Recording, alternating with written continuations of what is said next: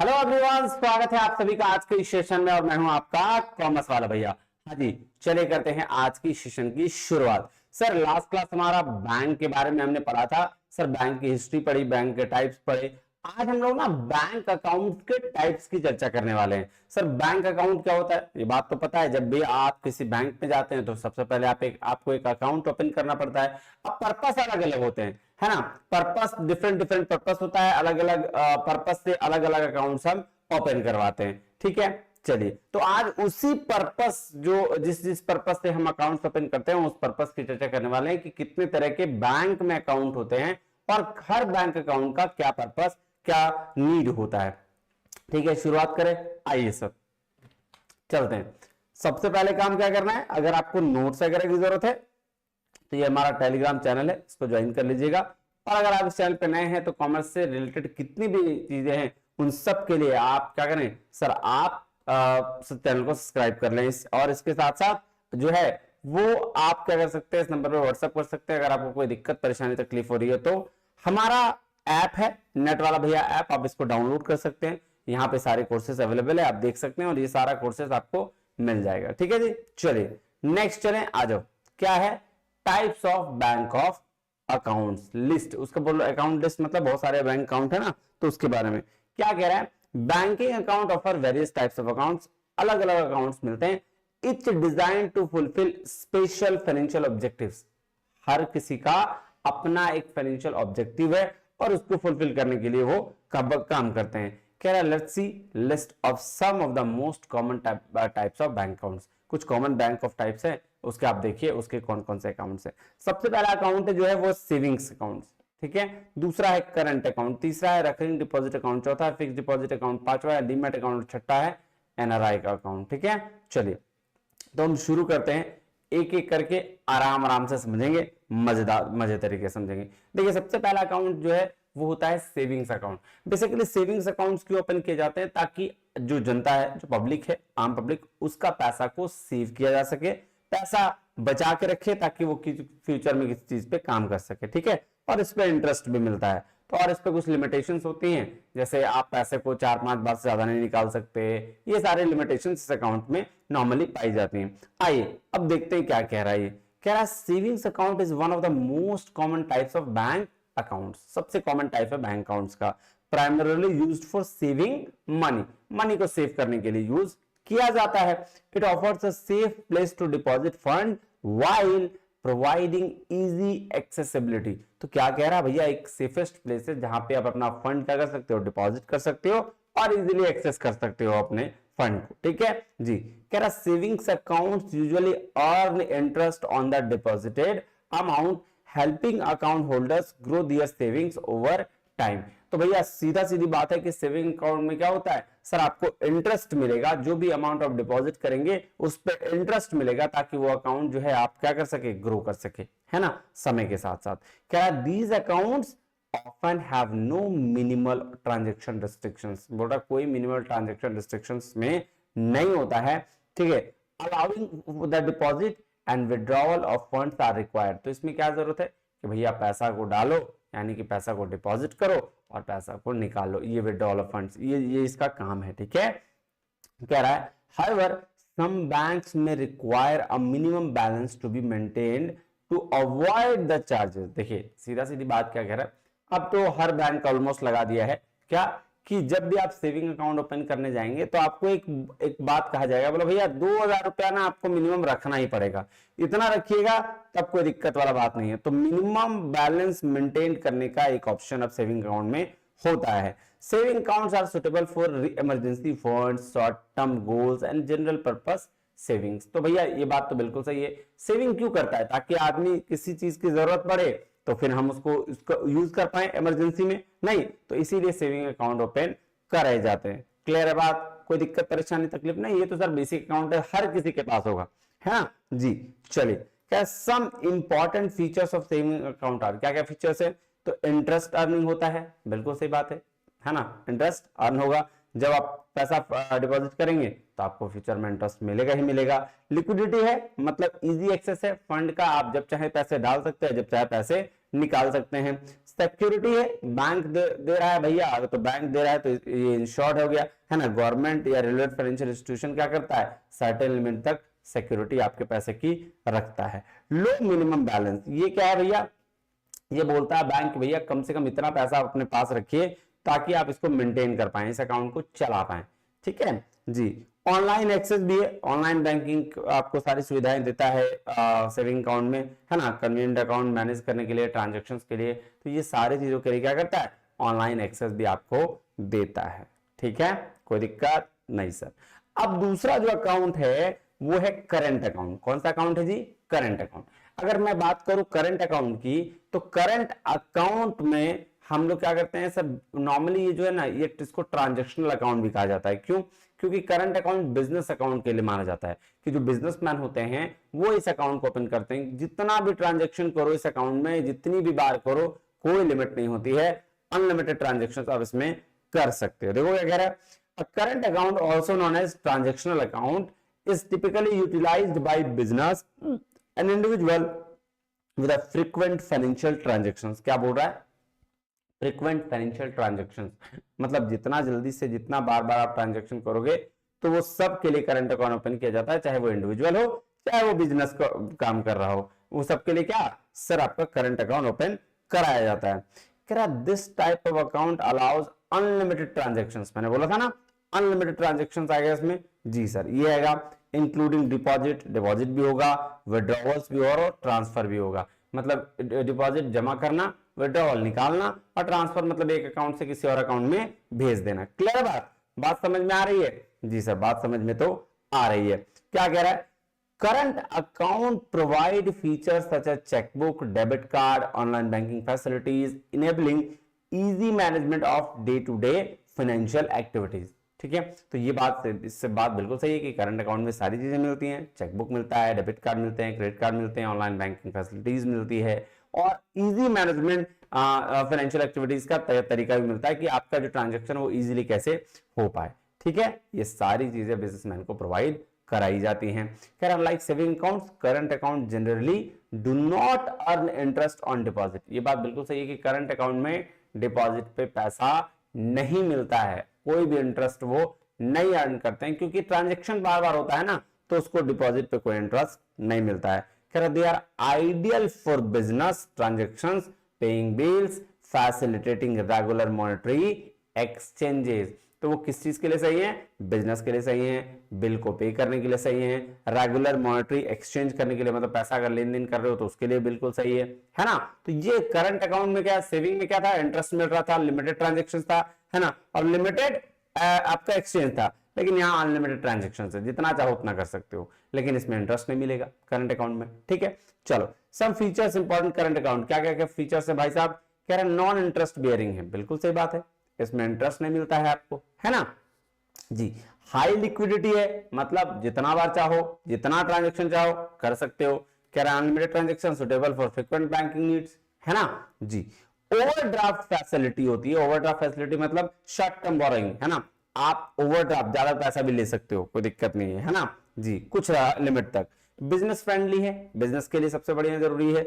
Ideal for business, traders, firms for managing daily transaction, तो daily transaction को manage करने के लिए ये अकाउंट बनाया जाता है। नो सेविंग्स गोल, सेव गोल जो पर्पस जो है इसका सेव करना नहीं होता है, इसका पर्पस ट्रांजेक्शन करना होता है। क्या होता है, ट्रांजेक्शन करना, जितना से ज्यादा आप ट्रांजेक्शन कर सकते हैं, ठीक है। अब थर्ड अकाउंट पे हम लोग पहुंचते हैं जिसको हम लोग कहते हैं रेकरिंग डिपॉजिट अकाउंट। अब देखो रेकरिंग डिपॉजिट अकाउंट क्यों होता है, ये बात समझो।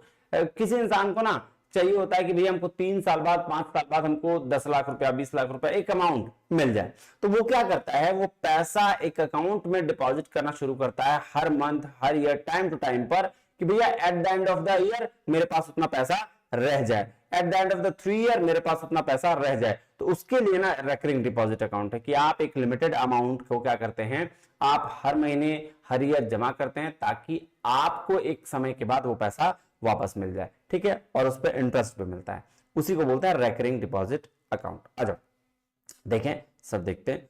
कह रहा है a recurring deposit account is designed for individual who want to save a fixed amount regularly over a specific period। देख लो, मैंने बोला ना कि एक स्पेसिफिक अमाउंट क्या करेगा, एक लिमिटेड टाइम तक वो जमा करते रहेगा ताकि उसको फ्यूचर में उतना पैसा मिल जाए। क्लियर है? कह रहा RD accounts allow account holder to deposit a fixed sum of money on a monthly basis typically for a predetermined tenure. देख लो, है ना, बताया गया कि क्या करना है हमको, हर महीने पैसा जमा करना है। कितने दिन के लिए?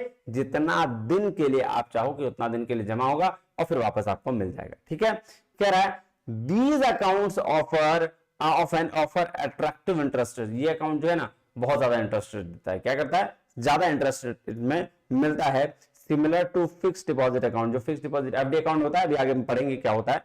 फिक्स डिपॉजिट अकाउंट के बराबर इसमें इंटरेस्ट मिलता है। कह रहा है eight the end of the tenure, जब आपका टेन्योर कंप्लीट हो जाएगा, the accumulated amount along with the interest earned is returned to the account holder। इसका मतलब सीधा सीधी कह रहा है कि मान लो हर महीने आप 10,000 जमा कर रहे हो और चाहते हो कि 5 साल बाद आपको पैसा मिल जाए, तो हर महीने अगर जमा कर रहे हो 10,000 तो टोटल 5 साल में कितना हो जाएगा? 6 लाख रुपया। 6 लाख रुपया के साथ आपका जो इंटरेस्ट भी होगा वो भी पैसा आपको वापस मिल जाएगा।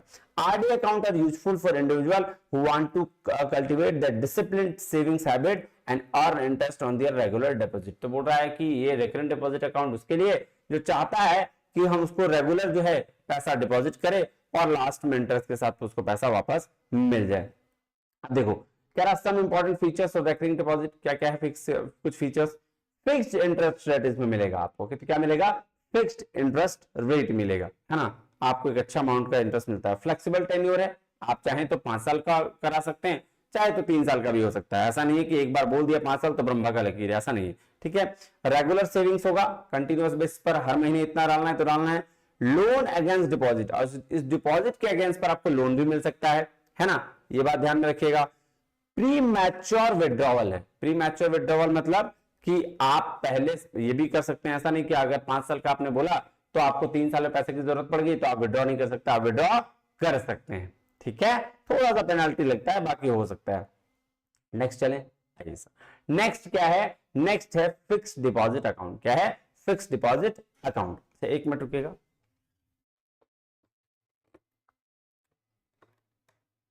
नेक्स्ट है जी फिक्स डिपॉजिट अकाउंट। अगर हम बात करें फिक्स डिपॉजिट अकाउंट की तो ये क्या है सर? ये क्या होता है, एक मान लो कि किसी कोई व्यक्ति जो है रिटायर कर रहा है, ठीक है, और जब वो रिटायरमेंट कर रहा है तो रिटायरमेंट के टाइम में ना उसको एक साथ बहुत सारे पैसे मिलते हैं। ठीक है? रिटायरमेंट बेनिफिट्स और क्या सर, उसको पेंशन वाला पैसा मिलता है। तो क्या होता है ना, एक साथ पैसे मिल गए, अब वो क्या करेगा, उस पैसे को ज्यादा एक से बाहर रखेगा तो खर्च करेगा, तो वो क्या करता है कि अकाउंट में डाल देता है, इसको एफडी अकाउंट बोलते हैं, और वो उस इंटरेस्ट का पैसा से अपने ये काम करता रहता है। ठीक है? तो देखो वही कह रहा है, a fixed deposit account is a popular investment instrument that allow individual to deposit a lump sum amount for a fixed period। जैसे मां बोल रहा है भाई साहब आप क्या किए, आप 10 लाख रुपए आपको मिला, आप 10 लाख रुपया को जमा कर दिए। ठीक? आप बोले हर महीने हमको क्या मिलते जाए, इंटरेस्ट मिलता जाए। ठीक है? एक साथ जमा कर दिए। कह रहा है FD accounts offer high interest rate than the saving accounts and provide a guaranteed return on the investment। तो भाई साहब ये क्या कह रहा है, ये कह रहा है कि फिक्स डिपॉजिट पे सबसे ज्यादा इंटरेस्ट रेट मिलता है देन सेविंग अकाउंट जो था उसमें कम इंटरेस्ट मिलता है, और यहाँ पे रिटर्न ऑन इन्वेस्टमेंट क्या है सर, गारंटीड है। द इंटरेस्ट रेट देखो अभी के जमाना में तो कोई ये सब नहीं करता, अब तो शेयर्स मार्केट ये सब चीज में लगाते हैं, SIP में लगाते हैं पैसा, है ना, लेकिन फिर भी मैं अकाउंट्स पढ़ना है तो मैं आपको बता रहा हूं। The interest rate remain fixed for the entire tenure. जो इंटरेस्ट रेट है पूरा फिक्स रहेगा, आज अगर 10% पे तो 5 साल बाद भी 10% रहेगा। ठीक है? चलिए ये बात ध्यान रखिएगा। Ensuring a predictable growth of funds, बोल रहा है आपका ग्रोथ होते जाए फंड का, इसको ध्यान में रखते हुए। However, premature withdrawals from FD account may attract penalties and lower interest rate। देखो आपने अगर 10 साल के लिए फिक्स डिपॉजिट किया है और आप 5 साल में निकाल रहे हो तो ऑब्वियसली बात है आपका इंटरेस्ट रेट कम भी हो सकता है और पेनल्टीज में कुछ पैसे कट भी सकते हैं।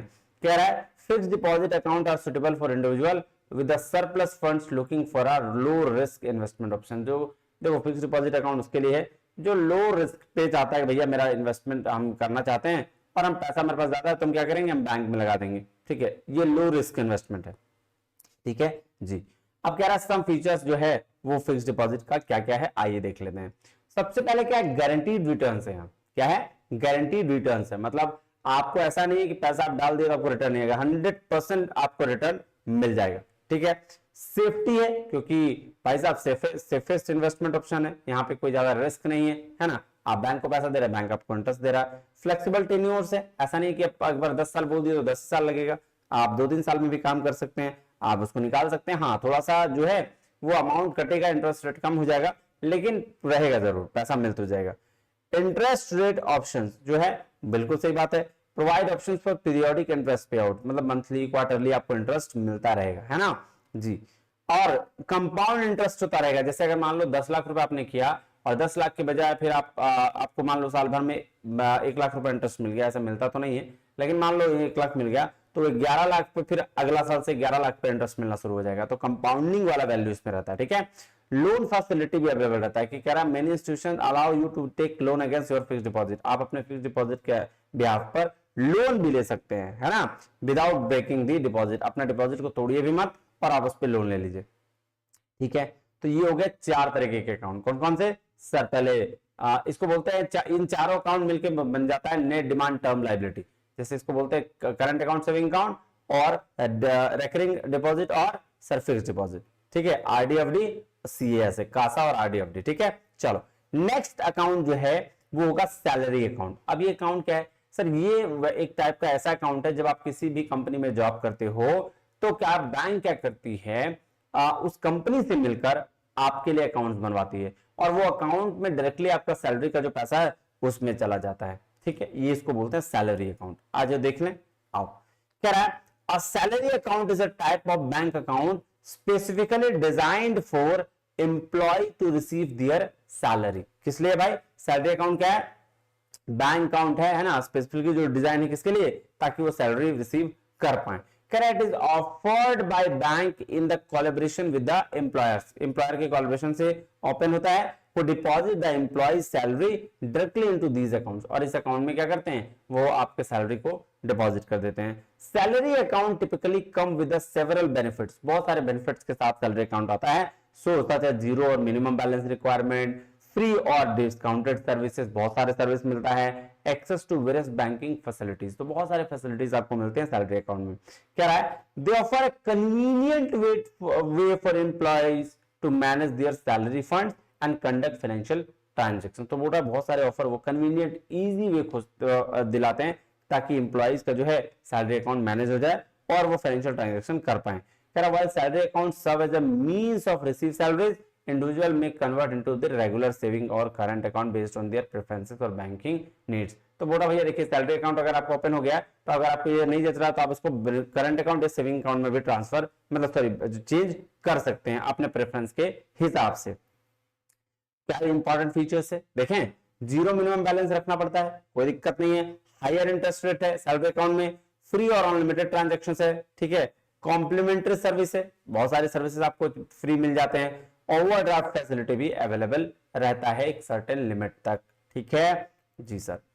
अब नेक्स्ट अकाउंट है जिसको बोलते हैं डीमैट अकाउंट। क्या बोलते हैं? डीमैट अकाउंट, मतलब डीमैटेरियलाइज्ड अकाउंट बोला जाता है। क्या बोला जाता है? डीमैटेरियलाइज्ड अकाउंट। अब ये क्यों होता है? ये होता है ताकि आप ट्रेड परचेज कर सकें, किसका सेल परचेज कर सकें, सिक्योरिटीज का। ठीक है, जो अभी मैंने बात करा था ना एसआईपी वगैरह के लिए, तो उसके लिए डीमैट अकाउंट बनता है। क्या dematerialized account specifically meant for electronic holding and trade securities. Thus, this account eliminates the need of physical share certificates by converting them into electronic records. तो आप जो पहले फिजिकल जब भी आपको शेयर करते थे ना तो आपको फिजिकली एक शेयर सर्टिफिकेट आता था, लेकिन अब उसका जरूरत नहीं है। अब ये अकाउंट बन गया, इसी अकाउंट में इलेक्ट्रॉनिकली आप विजिबल देख सकते हैं कि आपने कितना शेयर खरीदा, कितना शेयर आपके पास है, कब परचेज करना है, कब सेल करना है, सब आप इसी अकाउंट के थ्रू कर सकते हैं। तो इसीलिए डीमैट अकाउंट बनता है। Demat account facilitate the easy buying and selling of stock, mutual funds, bonds and other securities in the digital format। तो देख रहे हो डीमैट अकाउंट के थ्रू क्या कर सकते हैं सर? आप शेयर परचेज कर सकते हैं, सेल कर सकते हैं, stock, mutual fund, bonds, other securities, सब कुछ आप शेयर परचेज कर सकते हैं इलेक्ट्रॉनिक लेवल पे, डिजिटल लेवल पे। ठीक है जी। These accounts are linked to the individual bank account। Individual bank account, जो भी आपका बैंक अकाउंट होगा उसके साथ ये अकाउंट लिंक्ड होता है और provide a seamless integration of for transactions related to the investment in the stock market. तो भैया स्टॉक मार्केट में इन्वेस्टमेंट के लिए ये जो है उसका इंटीग्रेशन उसके साथ किया जाता है। कुछ फीचर्स हैं, देखिए क्या इंपॉर्टेंट फीचर्स हैं डीमैट अकाउंट के, है ना। आइए, तो पहला इलेक्ट्रॉनिक स्टोरेज है, मतलब आपको इलेक्ट्रॉनिकली सब कुछ दिखेगा। Safely hold shares and securities in digital format, digital format में दिखेगा, कोई आपको फिजिकली लाके कोई कुछ नहीं देगा। क्विक ट्रांजेक्शन होता है, मतलब एक क्लिक में शेयर बिक गया, खरीद लिया और पैसे आपके अकाउंट में। Enables faster trading of shares, reducing settlement times, ठीक है। उसके बाद है रिड्यूस्ड रिस्क, क्या है रिड्यूस्ड रिस्क, रिस्क बहुत कम है। Minimise risk related to the theft, loss और डैमेज ऑफ फिजिकल सर्टिफिकेट। मान लो आपका पहले क्या था, सर्टिफिकेट मिल गया, अब वो सर्टिफिकेट चोरी हो गया तो आपका शेयर भी गया, है ना। लेकिन अब क्या है, अब इलेक्ट्रॉनिकली सब है, लॉगिन करिए, लॉगिन आईडी पासवर्ड याद रखिए, कहीं भी फोन कर लीजिए, कहीं भी आपके अकाउंट में मिल जाएगा। उसके बाद है कन्वीनियंस, कन्वीनियंस मतलब इजीली अवेलेबल है ना जी, इजी एक्सेस कर सकते हैं इन्वेस्टमेंट में ऑनलाइन प्लेटफॉर्म के थ्रू। कंसोलिडेशन मतलब investment under a single account for better management. अब बोल रहा भाई साहब इन्वेस्टमेंट सिंगल अकाउंट के थ्रू आप कर सकते हैं, कोई दिक्कत वाली बात नहीं है। ये हो गया 6 अकाउंट। एक और अकाउंट होता है जिसको हम लोग बोलते हैं एनआरआई अकाउंट। कौन अकाउंट बोलते हैं, एनआरआई। अब एनआरआई मतलब नॉन रेसिडेंशियल इंडियन अकाउंट बोला जाता है ना, जो डिजाइन किया गया है इंडिविजुअल के लिए जो बाहर रहते हैं इंडिया से, अपने इंडिया कंट्री से बाहर रहते हैं, but wish to maintain financial connection and conducting bank service in the home country. तो वो लेकिन उसकी इच्छा है कि वो क्या करे, अपनी कंट्री में क्या कर सकते हैं, बैंकिंग और फाइनेंशियल एक्टिविटीज का हिस्सा बने, वो अपने ट्रांजेक्शन कर पाए। तो एनआरआई अकाउंट को 3 भाग में बांटा गया है, ठीक है। पहला है नॉन रेसिडेंशियल एक्सटर्नल अकाउंट, दूसरा है नॉन रेसिडेंशियल ऑर्डिनरी अकाउंट, और तीसरा है foreign currency non residential account, ठीक है। ये 3 अकाउंट है। आइए हम इन तीनों की चर्चा थोड़ी डिटेल में करते हैं। देखिए सबसे पहले एनआरई, जिसको बोलते हैं नॉन रेसिडेंशियल एक्सटर्नल अकाउंट। ये कौन सा अकाउंट होता है, आइए देखते हैं। कह रहा है NRE accounts are denominated in Indian rupees, वो इंडियन रुपीज में डील करते हैं, and allow account holder to maintain and manage their foreign income in India. तो ये क्या कहते हैं कि फॉरेन इनकम को इंडिया में मेंटेन करने के लिए एक अकाउंट बनाया जाता है, इसमें एनआरई अकाउंट बोलते हैं, और वहां जो फॉरेन में रह रहे हैं उनको अकाउंट मेंटेन का परमिशन दिया जाता है। कह रहा funds in NRE accounts are freely repatriable, meaning they can be transferred back to the account holder foreign country without any restriction. तो रिपेट्रेशन कहने का मतलब होता है कि भैया आप अपने देश से उस देश में भी कोई ट्रांजेक्शन कर सकते हैं, या उस देश से इस देश में भी ट्रांजेक्शन कर सकते हैं बिना किसी झिझक के, है ना, टेंशन फ्री होके। कह रहा है interest on the NRE accounts are tax free in India. जो एनआरई अकाउंट पे टैक्स फ्री है इंडिया में। एनआरओ क्या है, एनआरओ अकाउंट बोलते हैं जी आपका देखिए नॉन रेसिडेंशियल ऑर्डिनरी अकाउंट, ठीक है। ये अकाउंट डिनोमिनेटेड है इंडिया में इंडियन रुपीज में, in India rupees, and primarily used for managing income earn in India. जो इनकम इंडिया में अर्न हुआ है उसको मैनेज करने के लिए बनाया जाता है, such as rent, dividends, pension. देखो ये बेसिकली क्या होगा ना, मान लो फॉरेन में हो आप और विदेश में और अकाउंट आपका यहाँ है, लेकिन आप क्या कर रहे हो, किसी यहाँ के कोई शेयर लिए हुए, तो शेयर लिए हुए तो डिविडेंड मिलेगा, डिविडेंड मिलेगा तो आपको कैसे जाएगा, तो यहाँ उसी के लिए एक अकाउंट खोला जाता है, इसको एनआरओ अकाउंट बोलते हैं, ठीक है। The funds NRO accounts have the limited repairability subject to certain conditions.